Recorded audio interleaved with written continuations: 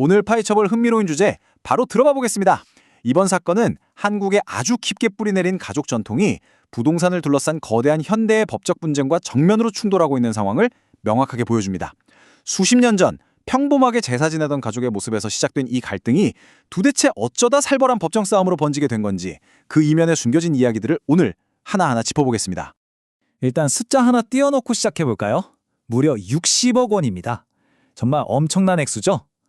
문중의 땅을 팔아서 생긴 이 거대한 매각 대금이 바로 오늘 이야기의 중심축입니다. 겉으로는 아주 평온해 보이던 집안에 그야말로 씻을 수 없는 분열을 일으킨 도화선이 맨 거죠. 돈이 딱 들어오자마자 가족이라는 이름 뒤에 교묘하게 숨어있던 철저한 배제의 논리가 수면 위로 확 떠오르기 시작했습니다. 다 같이 음식회가 제사 지내놓고 우리만 빠지락하니 말이 되나? 장태숙 씨의 이 강렬한 한마디가 갈등의 본질을 완벽하게 요약해줍니다. 생각해보세요. 1970년대부터 그 힘든 꾸준히를 다 도맡아 하면서 조상들 제사를 모셔온 분들이거든요. 그런데 정작 60억 원이라는 막대한 돈이 들어오니까 갑자기 노인은 출가 외인이니 한 푼도 받을 수 없다는 통보를 받은 겁니다. 의무는 그렇게 같이 짊어졌는데 권리 앞에서는 완전히 찬밥 신세가 된 이들의 분노, 충분히 이해가 가시죠? 결국 이게 소송의 거대한 불씨가 되었습니다. 첫 번째 파트, 종중 대 종중, 유사단체. 이 법적인 뼈대가 어떻게 무너지고 있는지 바로 보시죠. 이 사건이 어떻게 법적인 쟁점이 됐는지 궁금하시죠? 여기서 진짜 흥미로운 건 이 두 집단의 극명한 차이입니다. 법적으로 진정한 의미의 종중, 그러니까 전통 문중은요, 성인이 된 모든 후손이 자동 가입되고 절대 여성을 배제할 수 없게 되어 있습니다. 하지만 남성 측 주장은 이거였죠.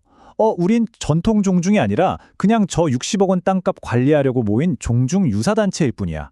그러니까 자신들은 법적 종중이 아니니까 자체 규약대로 성인 남성들만 회원을 하겠다는 아주 기막힌 논리를 펼친 겁니다.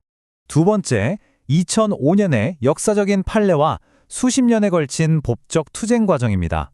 타임라인을 쓱 한번 따라가 보면 사건의 흐름이 한눈에 들어오실 겁니다. 1997년에 문중이 먼저 분리가 되고요. 2005년에 정말 거대한 대법원 판례가 하나 딱 나옵니다.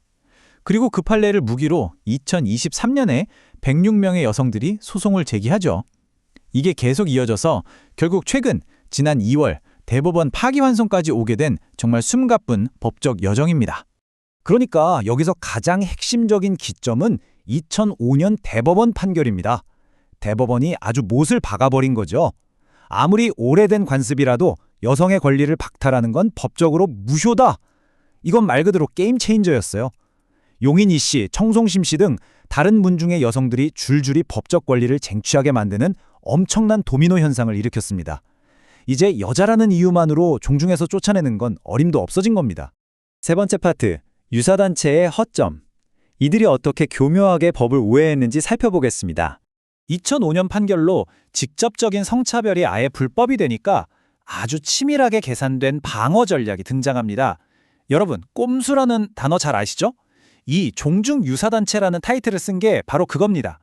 2005년에 남녀평등 판결을 쏙 피해가서 금고문을 굳게 닫아두기 위한 법적인 꼼수, 즉 의도적으로 허점을 파고든 거예요.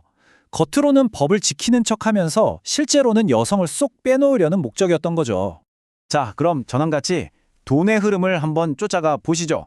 남성들이 어떻게 했냐? 첫째, 문중비라는 새로운 조직을 몰래 만듭니다. 둘째, 기존 문중 A가 갖고 있던 무려 20만 평에 달하는 땅을 이 문중 B로 쓱 넘겨버려요.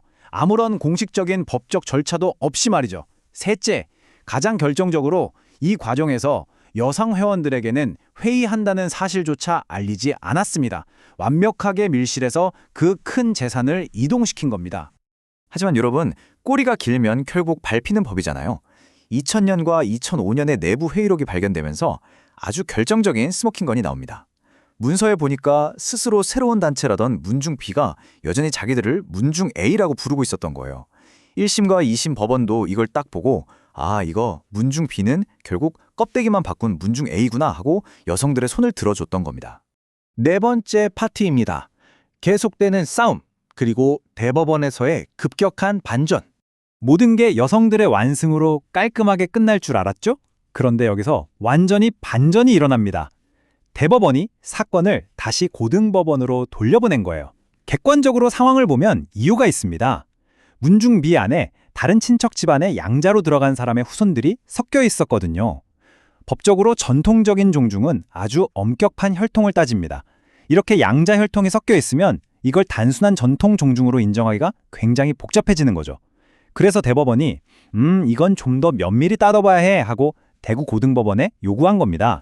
상황이 좀 복잡해지긴 했지만 그렇다고 여성들 쪽에 희망이 아예 없는 건 절대 아닙니다. 비슷한 사례가 2023년에도 있었거든요. 고령신 시 문파에서도 비슷하게 유사단체 꼼수를 써서 남성들에게만 1,000만 원씩을 지급한 적이 있어요. 하지만 그때 법원이 어떻게 했느냐?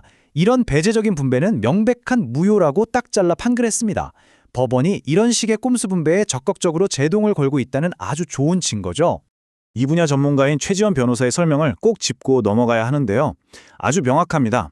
유사단체라는 꼼수를 썼든 아니든 간에 정당한 총회 절차 없이 마음대로 수십억 원대 부동산을 처분한다? 이건 단순히 결의가 무효가 되는 수준을 넘어서서 업무상 배임 같은 강력한 형사처벌까지 받을 수 있다는 뜻입니다. 꼼수 부리다가 진짜 범죄자가 될 수도 있다는 아주 큰 경고죠. 자, 이제 대구 고등법원이 다시 이 복잡한 사건을 심리하기 위해 준비하고 있는데요. 오늘 이야기를 마무리하면서 우리는 아주 도발적이면서도 본질적인 질문을 하나 마주하게 됩니다.